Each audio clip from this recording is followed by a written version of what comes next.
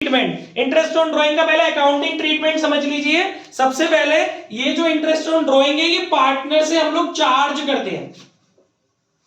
Interest on drawing को हम लोग पार्टनर से चार्ज करते हैं, और जब आप पार्टनर से इंटरेस्ट ऑन ड्राइंग चार्ज करोगे तो क्या जर्नल एंट्री करोगे? पार्टनर्स कैपिटल या current account debit to IOD. Clear हो गया? पार्टनर कैपिटल या current account debit to IOD. बात क्लियर हो रही है? अब इस आईओडी का आपको क्लोजर करना है, तो ये आईओडी जो है ये आपके प्रॉफिट एंड लॉस अकाउंट में ट्रांसफर नहीं होगा, बल्कि profit and loss appropriation account में ट्रांसफर होगा। तो इसकी सेकंड एंट्री हो जाएगी IOD debit to PNL appropriation.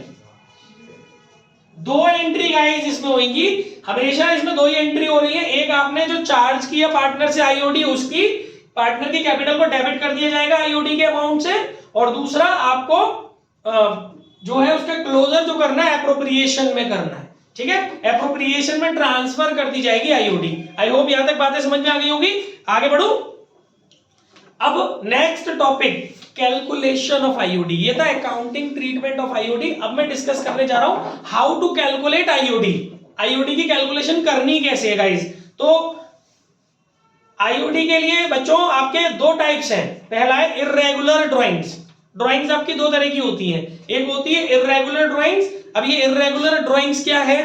When the partners withdraw different amount of money और एट डिफरेंट टाइम इंटरवल। अरे यहां ध्यान दीजिए, when the partners withdraw different amount of money at different time intervals, the interest is calculated using the simple method or product method। मतलब इसको जो आप बोलते हैं कि irregular drawings क्या होती है, मतलब जब आप अलग अलग टाइम पर अलग अलग अमाउंट विड्रॉ करते हैं, कुछ भी आपका सेम नहीं है, कभी 1000 रुपए विड्रॉ कर लिए, कभी 10,000 रुपए विड्रॉ कर लिए, डेट्स भी सेम नहीं है, अलग टाइम्स पर आप विड्रॉ कर रहे हैं, ना तो बिगनिंग में कर रहे हैं ना क्लोजिंग में कर रहे हैं, मतलब कोई आपका रिदम नहीं है विड्रॉ का, जैसा मर्जी आ रही, जब नीड लग रही है आपको तब विड्रॉ कर रहे हो, कोई भी अमाउंट भी यूनिक नहीं है, सेम नहीं है। तो उस कंडीशन में आपको या तो सिंपल मेथड फॉलो करना है आईओडी कैलकुलेट करने के लिए, या फिर कौन सा मेथड? दो मेथड आप फॉलो कर सकते हो, सिंपल भी कर सकते हो और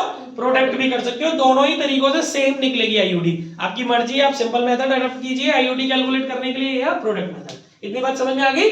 तो वो पूछ सकता है 1 मार्क में कहीं भी किसी भी रूप में। आपको पता रहना चाहिए कि प्रोडक्ट मेथड और सिंपल मेथड कब यूज किए जाएंगे, जब इर्रेगुलर ड्राइंग्स होंगी। ठीक है, अच्छा इसके बाद अब सिंपल मेथड और प्रोडक्ट मेथड यूज कैसे करने हैं जल्दी से ये भी समझ लेते हैं। Simple method, using this method interest on drawing is calculated separately on each amount of drawing. मतलब हर एक ड्राइंग पर आपको अलग अलग इंटरेस्ट चार्ज कैलकुलेट करनी पड़ेगी। अगर आपने साल भर में 5 बार ड्राइंग की है तो पांचों का एक साथ नहीं होगा, एक एक करके पांचों ड्राइंग्स पर आपको इंटरेस्ट कैलकुलेट करनी पड़ेगी सिंपल मेथड के अंदर। क्लियर है? और इसने बोला है from the date of drawing till the closing of accounting period. जिस दिन आपने ड्राइंग की है उस दिन से लेकर के जिस दिन आपके अकाउंट्स क्लोज हो रहे हैं वहां तक के टाइम पीरियड को आपको यूज करना पड़ेगा। सपोज मेरा मन कर रहा था 15 जून को मैंने ड्राइंग की, तो 15 जून से लेकर के 31 मार्च तक कि जो भी टाइम पीरियड होगी, या 20 जून को मैंने की तो 20 जून से लेकर के 31 मार्च तक जितने भी डेज बनेंगे वहां तक का टाइम पीरियड मुझे लेना पड़ेगा इंटरेस्ट ऑन ड्राइंग की कैलकुलेशन के लिए। राइट? क्लियर हो रहा है? अच्छा, इसके बाद interest on each amount of drawing is calculated with the help of the following formula. मैंने आपको एक फॉर्मूला भी दिया है, फॉर्मूला अच्छे से समझाता हूं ताकि आप न्यूमेरिकल कर सकें। आज शीट मिल जाएगी आपको असाइनमेंट की व्हाट्सएप पे, क्योंकि उसमें थी नहीं छोटे छोटे क्वेश्चंस की, अब आज है इसमें मिक्स। तो आपको गाइस इसमें कैसे निकालना है आईओडी, अगर आप कौन सा फॉर्मूला यूज कर रहे हैं, सिंपल मेथड यूज कर रहे हैं, तो इसका फॉर्मूला आपके पास है बच्चों, drawing into rate into month upon 100 into 12। और बाई चांस आपने मंथ की जगह डेज की कर दी है तो डेज, और फिर यहां हो जाएगा 365। ठीक है, अमाउंट ऑफ ड्राइंग, मान लो आपने 5 बार ड्राइंग करी अलग अलग टाइम पर अलग अलग अमाउंट। पहली बार आपने 10,000 रुपए विड्रॉ किए, है ना, किसी पार्टनर है 10,000 रुपीज की ड्राइंग करी तो 10,000 जो भी रेट होगी 10% 5% ड्राइंग की जो भी आप लोगों की डिसाइड हुई होगी वो इनटू जितने महीने अब बच रहे हैं, जिस दिन उसने ड्राइंग की है वहां से लेके क्लोजिंग तक, अगर उसने मंथ की बिगिनिंग में ड्राइंग कर ली है तो पूरे पूरे मंथ आप काउंट कर लोगे। जैसे मान लो उसने एक जुलाई को ड्राइंग करी तो आप बड़े आराम से मंथ काउंट कर सकते हो ना कि पूरा जुलाई का महीना, अगस्त का महीना, सितंबर का महीना, अक्टूबर का महीना, या फिर मान लो उसने 31 जुलाई को ड्राइंग करी तो भी आप बड़े आराम से कैलकुलेट कर सकते हो मंथली। लेकिन ड्यूरिंग द मंथ कहीं ड्राइंग करी तो आपको डेज की कैलकुलेशन करानी पड़ेगी। फिर सपोज उसने 18 जुलाई को करी तो अब आपको 18 जुलाई से लेकर के 31 मार्च तक जितने दिन बच रहे हैं उतने दिन को आपको यहाँ लेना पड़ेगा डेज को, और अपॉन में 365 रखना पड़ेगा। क्लियर हो रहा है? मंथ के हिसाब से भी जा सकते हो और डेज के हिसाब से भी, ये डिपेंड करेगा आपकी क्वेश्चन की सिचुएशन क्या है। कोई पीछे तक डाउट किसी प्रकार के तो ये बड़े आराम से आप इसके सम्स कर पाओगे फॉर्मूला लगा करके। ओके, आईओडी में बेटा आपका ये था सिंपल मेथड। गाइस अब आपका दूसरा मेथड है प्रोडक्ट मेथड। अगर आपका ऐसा मन नहीं कर रहा तो आप अलग तरीके से भी निकाल सकते हो। मान लो ये पहली एक ड्राइंग के लिए आपने 10 ड्राइंग की है पूरी साल भर में तो 10 बार ये फॉर्मूला लगेगा। आपने 20 बार ड्राइंग की है तो 20 बार लगेगा। आपने 5 बार ड्राइंग करी तो 5 बार लगेगा। सिंपल मेथड की बात करते हैं तो हर एक ड्राइंग पर अलग अलग लगेगा ये फॉर्मूला। लेकिन प्रोडक्ट मेथड में ऐसा नहीं है। प्रोडक्ट मेथड में कुछ अलग तरीके से कैलकुलेशंस होंगी। कैसे? Product method, under the product method for each withdrawal the money withdrawn the money withdrawn is multiplied by the period। यानी इस मेथड के अंदर आप हर एक ड्राइंग का मल्टीप्लाई करते चलेंगे टाइम पीरियड से। अब आप कहेंगे सर कौन सा टाइम पीरियड? मान लीजिए आपने कभी 5,000 की ड्राइंग करी, कभी आपने 7,000 की ड्राइंग की, तीसरी बार आपने 10,000 की ड्राइंग की तो 5,000 की ड्राइंग को भी टाइम पीरियड से मल्टीप्लाई करना है। नेक्स्ट 7,000 की ड्राइंग को भी मल्टीप्लाई करना है किसी टाइम पीरियड से। नेक्स्ट 10,000 की ड्राइंग को भी मल्टीप्लाई करना है किसी टाइम पीरियड से। वो टाइम पीरियड क्या होगा वो भी सुन लो आप, एक्सप्रेस्ड इन मंथ और डेज। वो टाइम पीरियड मंथ में भी हो सकता है और डेज में भी हो सकता है। For which it remained withdrawn during the financial year. वही वाली बात जो मैंने अभी बताई थी, जिस दिन आपने ड्राइंग की है वहां से लेकर के अकाउंटिंग पीरियड की क्लोजिंग तक जितने दिन या महीने रह जाते हैं उस टाइम पीरियड से आपको मल्टीप्लाई करना पड़ेगा। बात समझ में आ रही है?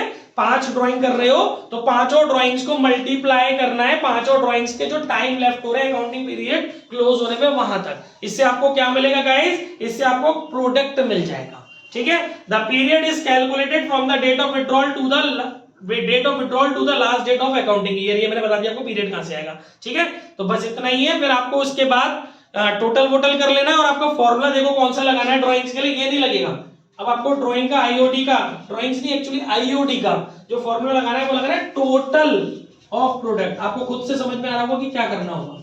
टोटल ऑफ प्रोडक्ट जब आप मल्टीप्लाई करेंगे ईच ड्राइंग को ईच टाइम पीरियड लेफ्ट से मल्टीप्लाई करेंगे तो आपको ईच ड्राइंग का प्रोडक्ट मिलेगा। सुमित सोनी एक्टिव रहो, 90 एंगल पे बैठो, एक्टिव रहो बेटा। अब इसके बाद कोई टाइम नहीं है हमारे पास, कोर्स बहुत है, रिवीजन बहुत कराना है, पेपर हार्ड आ रहा है, टेंशन हो जाएगी, इसलिए बिल्कुल एक्टिव हो जाइए आप लोग। ठीक है, तो आप इसका मल्टीप्लाई करते जाएंगे, आपको प्रोडक्ट मिलते हुए चले जाएंगे।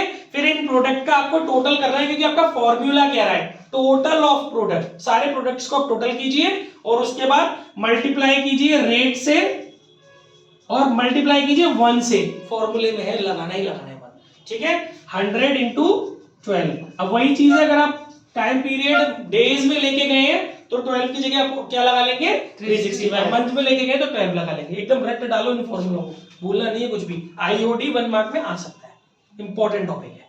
ठीक है, तो ये था गाइस हमारी IOD, how to calculate IOD for irregular drawings. तो there are 2 method, simple method और प्रोडक्ट मेथड। दोनों मेथड को हाउ टू अप्लाई मैंने समझा दिया। दोनों ही मेथड में से जौन से मेथड को लगाने का दिल करे आप लगा सकते हो, आंसर सेम आएगा। फॉर्मूला दोनों के चेंज है, मैं आपसे डिस्कस कर चुका हूं, सम्स आपको आज मिल जाएंगे। ठीक है, इसके बाद नेक्स्ट आ रहा है आपका रेगुलर ड्राइंग्स। अब हमारा थोड़ा सा डिस्कशन चलेगा रेगुलर ड्राइंग्स के बारे में। तो क्या होती है हमारी रेगुलर ड्राइंग्स? रेगुलर ड्राइंग्स की अगर अपन बात करते हैं बेटा तो रेगुलर ड्राइंग्स के कुछ सीन ऐसे है। When the partners withdrawn same amount of money at regular intervals, the interest is calculated using average period method। जब आप same amount same time gap पर विड्रॉ करते हैं, हर महीने विड्रॉ कर रहे हैं, मान लो आप 5,000 रुपए विड्रॉ, अमाउंट भी सेम होना चाहिए और टाइम गैप जो लैग है ड्राइंग्स के बीच में टाइम लैग है वो भी सेम होना चाहिए, ठीक है। तो ऐसी ड्राइंग्स को आप लोग रेगुलर ड्राइंग्स बोलते हैं। क्लियर हो रहा है? आप हर महीने 5,000 रुपए विड्रॉ कर रहे हैं एक पर्टिकुलर डेट पर, वो सब कुछ सेम होना चाहिए, वहां आपकी कहलाती है रेगुलर ड्राइंग्स वगैरह। ये नाम आ रहा है? इसके बाद अच्छा ये हो गया, इसके फॉर्मूले की ओर डिस्कशन कर लेते हैं, कैसे इसको फॉर्मूला है इसका क्या है आईओडी का। इसमें बच्चों आपका देखो आईओडी, इसमें कोई सिंपल मेथड और प्रोडक्ट मेथड नहीं है, ऐसा कुछ भी नहीं है। रेगुलर ड्राइंग में नॉर्मल सा लॉजिक है। अगर आपकी रेगुलर ड्राइंग की सिचुएशन है, आपको आईओडी कैलकुलेट करनी है, वन एंड ओनली एक ही फॉर्मूला है, ठीक है मैम? समझ में आ रहा है मैं क्या पढ़ा रहा हूं? रिवीजन कर लेना घर जाके, अब नाश मत करना अप्रैल जैसा।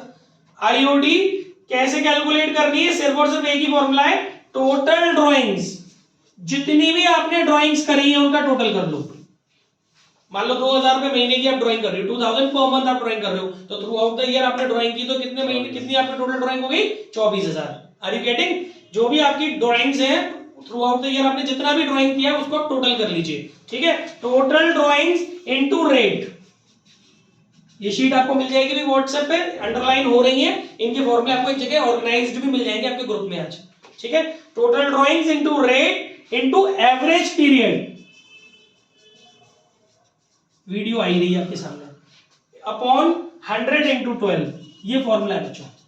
Total of drawings into rate into average period upon 100 into 12। अब एक बात आती है मन में, सर कि ये एवरेज पीरियड का क्या फंतड़ू है? तो बच्चों एवरेज पीरियड अब ऐसे तो आप लर्न करके चले जाना, मैं अभी बता देता हूं, लेकिन अगर आप बाई चांस भूल जाओ, क्योंकि कई बार हम लर्न करते तो कंफ्यूज हो जाता है, ये था 5.5 था कि 6.5 था या फलाना था कि ढिमका था, तो वहां अगर ऐसी सिचुएशन बन जाए तो आपके दिल और दिमाग में लड़ाई हो जाए, तो वहां आपको ये फॉर्मूला लगाना है। फिर कौन सा फॉर्मूला है? एवरेज पीरियड कैसे निकलेगा? Month left after first drawing plus month left after last drawing upon 2, तभी इससे फॉर्मूला भी आपको समझ मिल जाएगा, ठीक है। Month left after first drawing plus month left after last drawing. अब इसको जल्दी से समझ लेते हैं कैसे। सपोज मान लीजिए आप हर महीने 1 तारीख को विड्रॉ करते हो 10,000 रुपए, तो पहली ड्राइंग आपने कब की होगी? 1 अप्रैल को। तो जैसे ही आपने पहली ड्राइंग करी 1 अप्रैल को, वहां से कितने महीने अभी बाकी है अकाउंटिंग पीरियड क्लोज होने में? पूरे 12 महीने।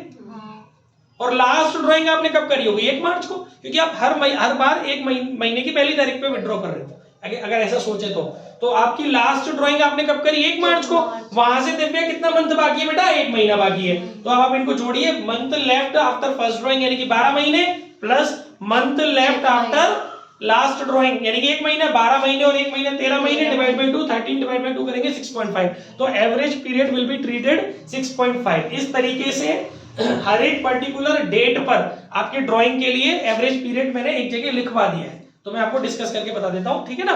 तो बाकी आपको कैलकुलेट कैसे करना है मैंने समझा दिया। Month left after first drawing plus month left after last drawing divide by 2, you will get average period.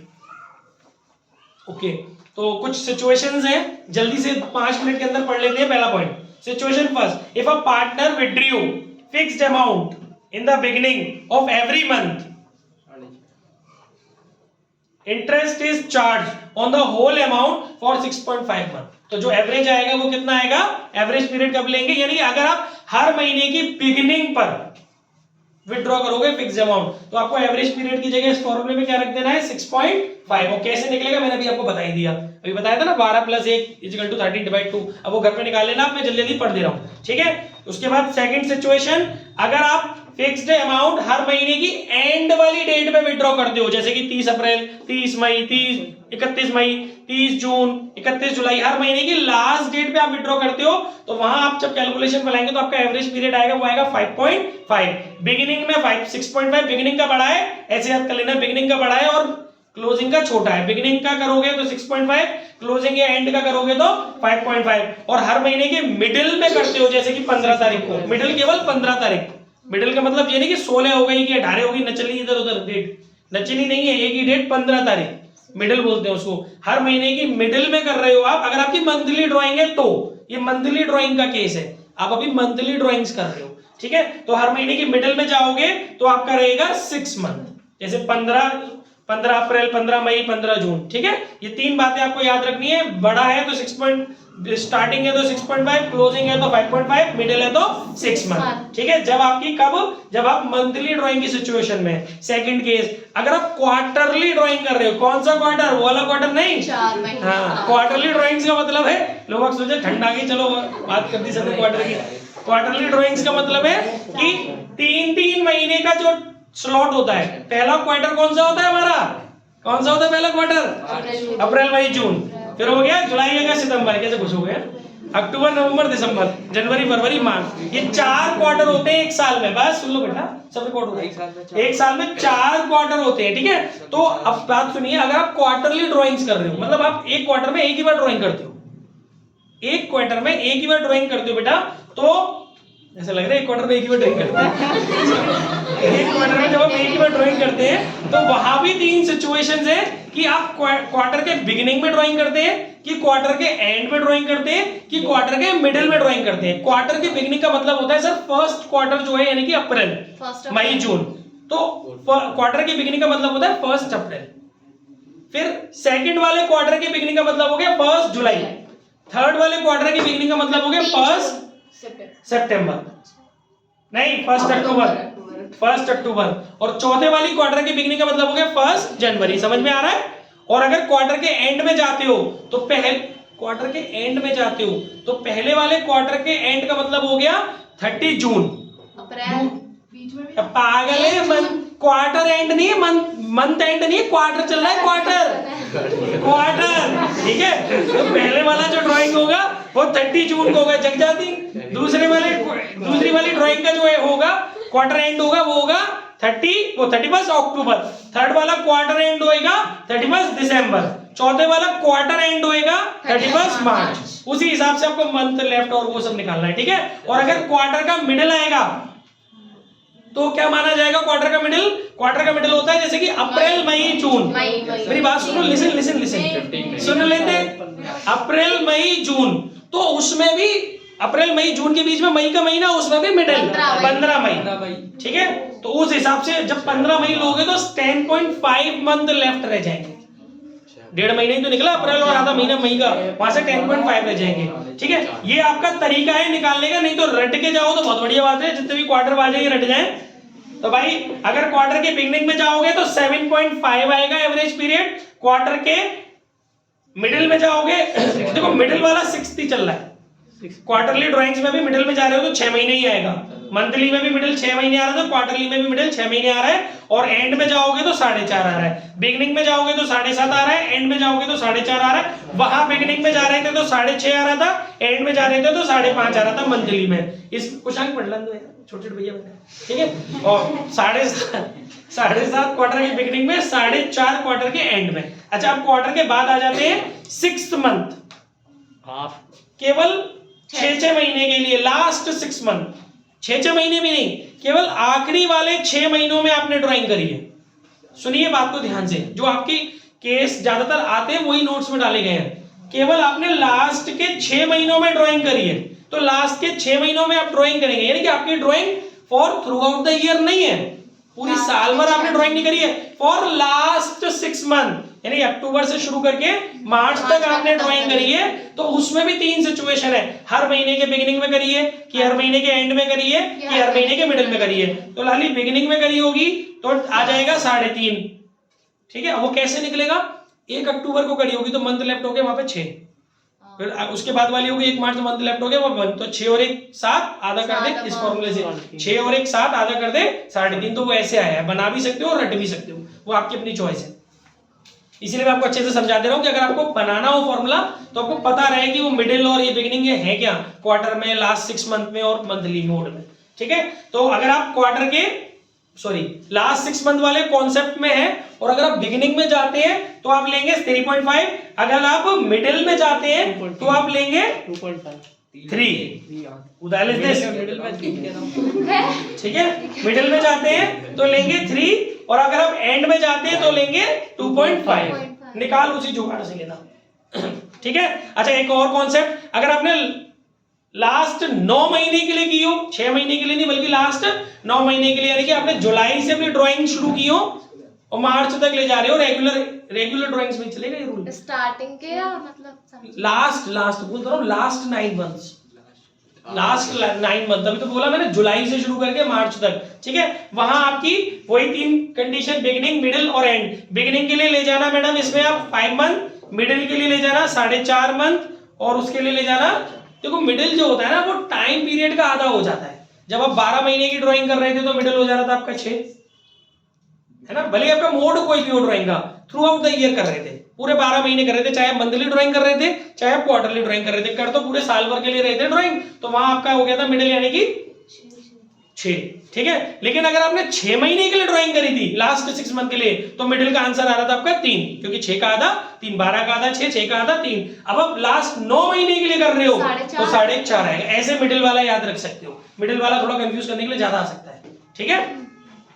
ये भी आई होप समझ में आ गया होगा मेरी बात। इसके बाद बेटा अगर आप बिगिनिंग में जाते हो तो 5, मिडिल में जाते हो तो 4.5 और उसमें जाते हो लास्ट में जाते हो तो 4। ओके, अच्छा ये सारी बातें थी। 2 पॉइंट और है, जल्दी से मैं आपको बताता हूं। If the date of withdrawal is not given, interest on total drawing for the year is calculated for 6 month on average basis.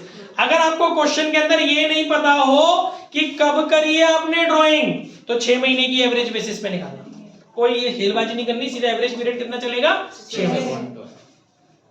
आप ड्राइंग तो कर रहे हो, हर महीने 5000 रुपए ड्राइंग कर रहे हो, पर ये नहीं पता कि बिगिनिंग में कर रहे हो महीने के, कि एंड में कर रहे हो, कि मिडिल में कर रहे हो। जब आपको डेट नहीं पता तो 6 महीने का एवरेज पीरियड मान लेना, ठीक है।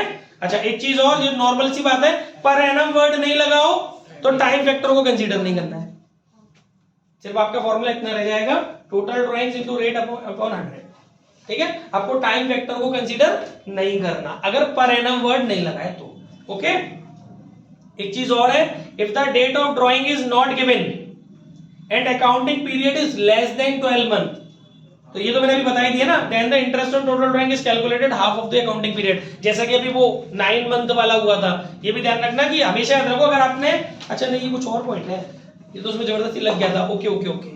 ये बोल रहा है अगर आपको ड्राइंग की डेट नहीं दी है कि आप किस डेट में ड्राइंग करते हो और आपका जो अकाउंटिंग पीरियड है वो 12 महीने से छोटा है, होता है किसी किसी का, आपने रखा है, आपने 10 महीने रखा है अपना अकाउंटिंग पीरियड, वो तो पर्टिकुलर 9 महीने की बातें मान लीजिए, आपने अपने अकाउंटिंग पीरियड 10 महीने के लिए रखा है, तो आप क्या करेंगे, आपको डेट ऑफ ड्राइंग नहीं मिले कि आप हर महीने बिगिनिंग में कर रहे हो कि मिडिल में कर रहे हो कि एंड में कर रहे हो, रेगुलर ड्राइंग का केस है, तो उस कंडीशन में जो भी आपका अकाउंटिंग पीरियड है उसकी आधी कर दो, वो आपको एवरेज पीरियड लेना है, उतने महीने का आपको लेना। आपके 10 महीने की ड्राइंग है तो आप मतलब 10 महीने का आपका अकाउंटिंग पीरियड है तो आप 5 महीने के लिए लेना, ठीक है ना, साफ साफ लिखा हुआ है। Then the interest on total drawing is calculated for half of the accounting period, ये भी बहुत अच्छा पॉइंट है, ओके।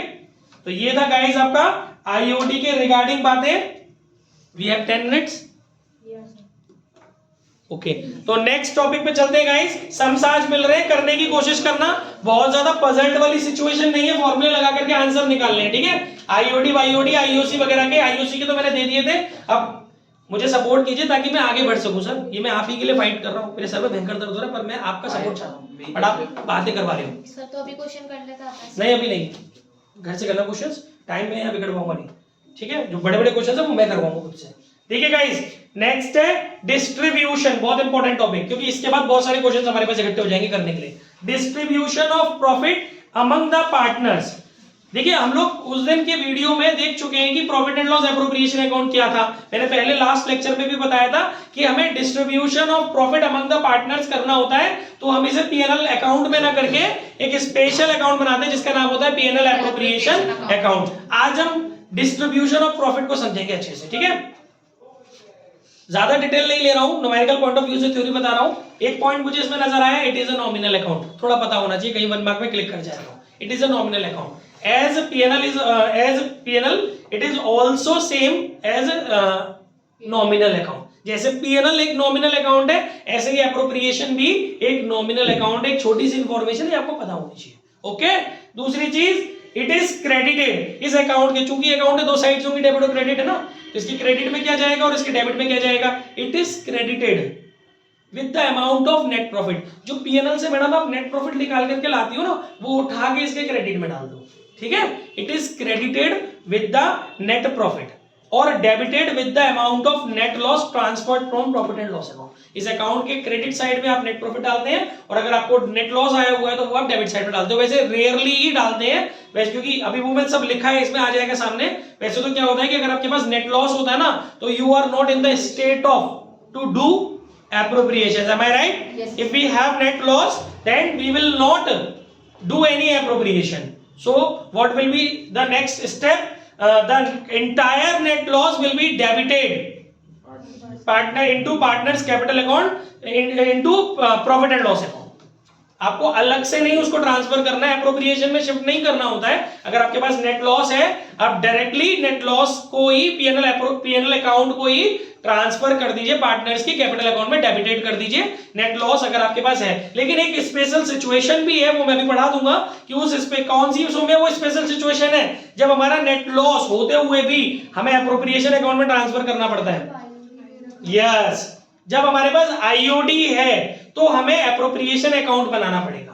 वैसे there is no need to prepare IOD account if we have net loss, क्योंकि हमें नेट लॉस है तो एप्रोप्रिएशन करने नहीं हो, और एप्रोप्रिएशन अकाउंट केवल एप्रोप्रिएशंस करने के लिए बनता है ताकि बचा हुआ प्रॉफिट डिस्ट्रीब्यूट किया जा सके पार्टनर्स में। बट अपने पास तो लॉस है तो क्यों बनाए एप्रोप्रिएशन। बट अगर अपने पास बाई चांस क्वेश्चन के अंदर इंटरेस्ट ऑन ड्राइंग है, क्योंकि इंटरेस्ट ऑन ड्राइंग क्या करता है, इस अकाउंट के क्रेडिट में जाता है, इस वजह से इस अकाउंट के लॉस को कम कर देता है या फिर इस अकाउंट के नेट प्रॉफिट को बढ़ा देता है।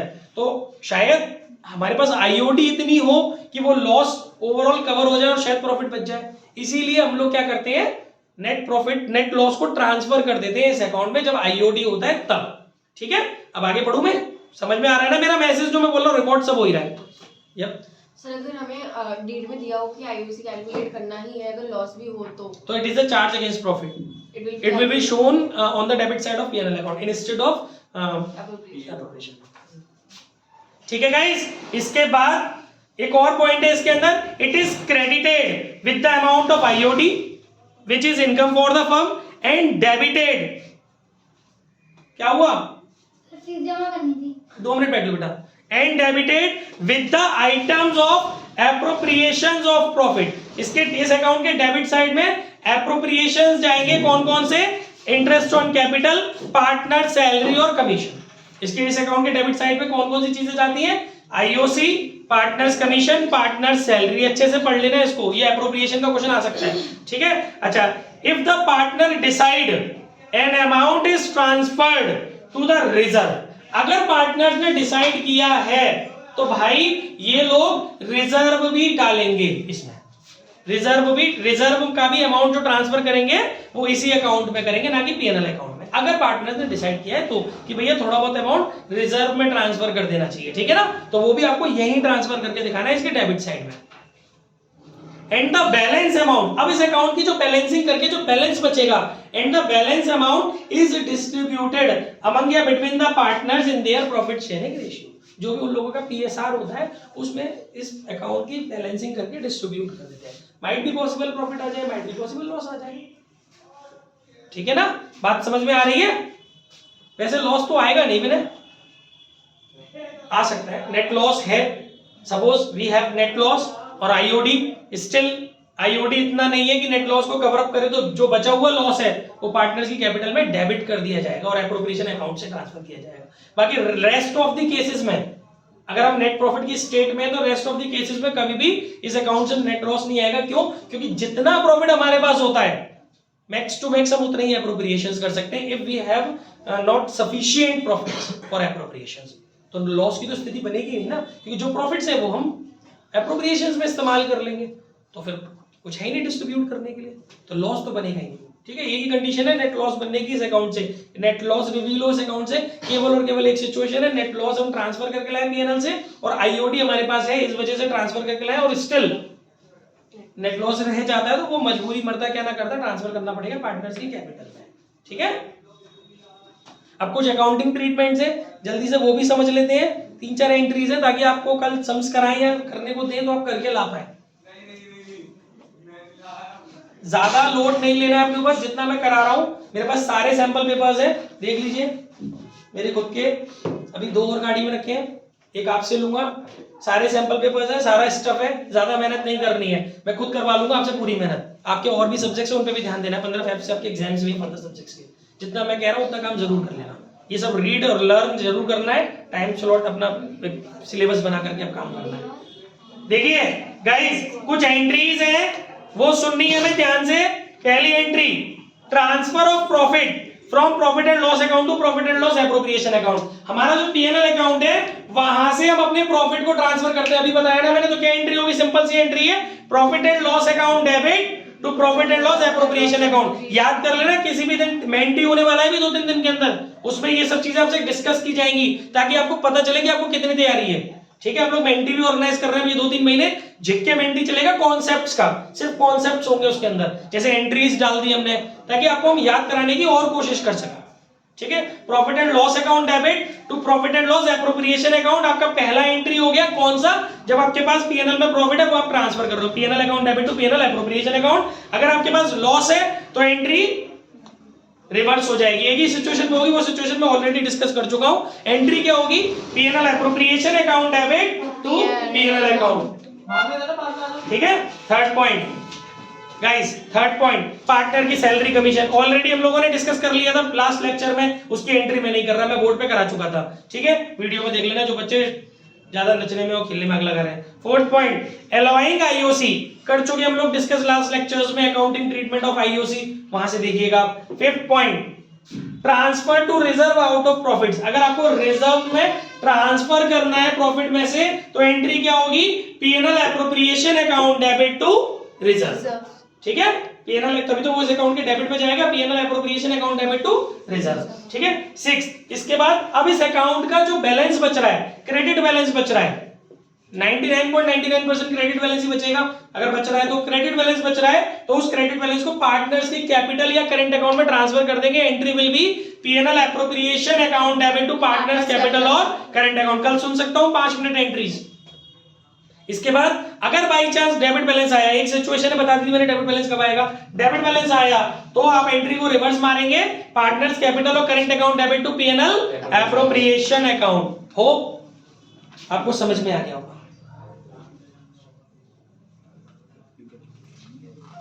और सुनो, keep quiet, if the firm incurs loss during the year there will be no profit to be appropriated। Loss है तो कोई प्रॉफिट एप्रोप्रिएट नहीं होगा, so profit and loss appropriation account will not be prepare. यही तो बताया मैंने भी, नहीं बनेगा। And the losses will be distributed through profit and loss account, है ना। और entry will be partners capital and current account debit to PNL account. अगर आपके पास लॉस है तो पीएनएल बाजी, पीएनएल से ही आप ट्रांसफर मारिए सीधे सीधे, कहां पर? पार्टनर्स की कैपिटल में। पार्टनर्स की कैपिटल को डेबिट करना पड़ेगा, entry will be partners capital या current account debit to PNL account. समझ में आ रहा है ना? ये बता दिया था मैंने, एंट्री बता दी इसकी। अच्छा, इसके बाद although in the case of loss appropriation account is not prepared, बता रहा हूं उतनी देर से, yet if it is asked in the question then appropriation account will be prepared। अगर जबरदस्ती वो चुल्ले कर दे कि नहीं साहब बनाओ तो बनाओ, तो क्या करें, फिर आप ट्रांसफर नहीं करेंगे, फिर आप पीएनएल का जो नेट लॉस आया ना उसको डायरेक्टली कैपिटल में ट्रांसफर नहीं करेंगे। अगर उसने बोला है चिल्ला चिल्ला के क्वेश्चन में कि बनाइए मेंटेन या ओपन पीएनएल एप्रोप्रिएशन अकाउंट, तो आपको पीएनएल का जो लॉस है वो आपको पीएनएल एप्रोप्रिएशन में ट्रांसफर करना है, और फिर पीएनएल एप्रोप्रिएशन का जो डेबिट बैलेंस आएगा वो आपको पार्टनर्स की कैपिटल में ट्रांसफर करना है, क्योंकि उसने बोला होगा करने के लिए तब। ठीक है ना। And the losses will be distributed through P&L appropriation account in that particular situation। ठीक है guys, in case of loss, सारी जो बातें मैंने अपने मुंह से बोल के बताई थी इस नोट्स में लिखी हुई है, अभी फोटो आ जाएगी आपके पास। In case of loss, if interest on drawing is to be credited to this account, profit and loss appropriation account will be prepared। वही मैंने बताया ना, लॉस होगा तो नहीं बनेगा, लेकिन आईओडी होगी तो मजबूरी में बनाना पड़ेगा। Thus, if after transfer of net loss, net loss को ट्रांसफर करने के बाद and credit of interest charge on drawing, इस अकाउंट के डेबिट में नेट लॉस ट्रांसफर करने के बाद इस अकाउंट के क्रेडिट में आईओडी ट्रांसफर करने के बाद, पार्टनर से चार्ज करके इस अकाउंट के क्रेडिट में ट्रांसफर करने के बाद the balance is loss, still इस अकाउंट में लॉस आ रहा है, एप्रोप्रिएशन इज नॉट मेड, कोई एप्रोप्रिएशन मत करना। हाँ, अगर प्रॉफिट की स्टेट में आ गए, कोई एप्रोप्रिएशन दिए हुए तो कर देना, ठीक है ना। The loss is distributed among the partners in their profit sharing ratio. A to Z सारी बातें जो बोली हैं सब मेंशन है, और ये सब जरूरी भी है क्योंकि ये न्यूमेरिकल के लिए कॉन्सेप्ट्स हैं। जब आप न्यूमेरिकल करने जा रहे होंगे ना, जी चलो चल के भराएंगे सो देते, तो आपको पता होने चाहिए ये सारे कॉन्सेप्ट। ओके, इसके बाद दो छोटे से पॉइंट और फिर विदाई। इन केस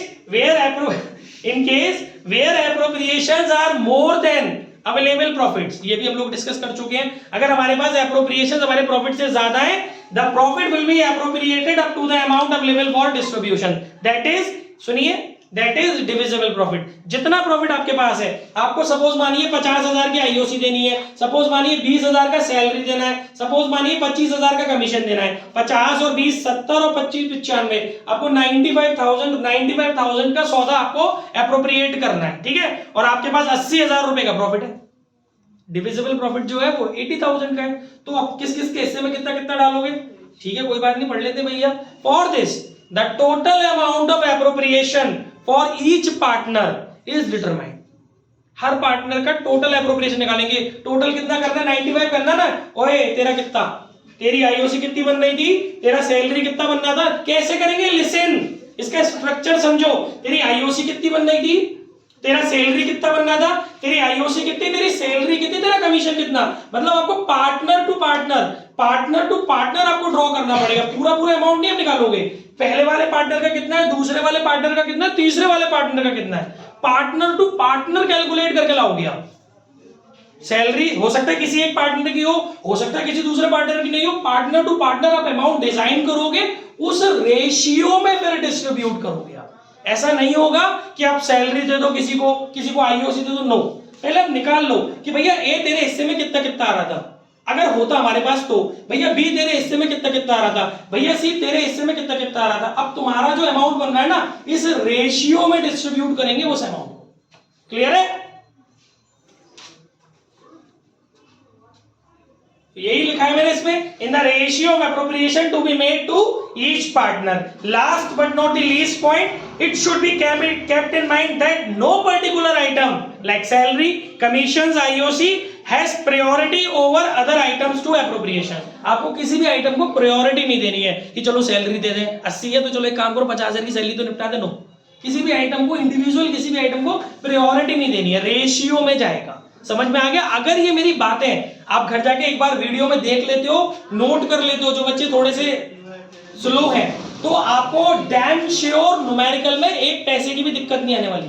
आपको ये नोट्स बनाने पड़ेंगे भी घर जाके, इस वीडियो को देखिए और नोट्स बनाइए। बहुत सारे कॉन्सेप्ट आज हमने डिस्कस किए पीएनएल एप्रोप्रिएशन के लिए। ठीक है गाइस, फिनिश करें, ओके डन।